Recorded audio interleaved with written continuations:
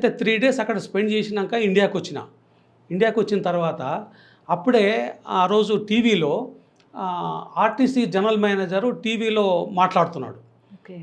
మాట్లాడుతుంటే phone number scroll అవుతుంది. Phone తీసుకొని ఆయనకు ఫోన్ చేశా. సార్ నేను ఇప్పుడే సింగపూర్ నుంచి వచ్చిన నేను అక్కడ చూద్దామంటే నాన్ ఏసీ బస్సు కనపడదు, మన దగ్గర చూద్దామంటే ఏసీ బస్సు కనపడదు. అంటే ఏం సార్ ఇది, మన దగ్గర కూడా డబ్బులు పెట్టే వాళ్ళు ఉన్నారు, మీరు ఏసీ బస్సులు పెట్టండి అని అంటే ఆయన ఎందుకో పాపం ఇమ్మీడియట్గా సంతోషపడ్డాడు. సార్ మీరు మంచి మాట చెప్పారు, మంచి మాట చెప్పారు సార్, నాకు ఒక 2 months టైం ఇవ్వండి, 2 monthsలో ముందు 3 ఏసీ బస్సులతో నేను స్టార్ట్ చేస్తా హైదరాబాద్లో అన్నాడు. సో అన్నట్టుగా 3 ఏసీ బస్సులతో హైదరాబాద్లో ఫస్ట్ ఏసీ బస్సులు నేను స్టార్ట్ చేయించా.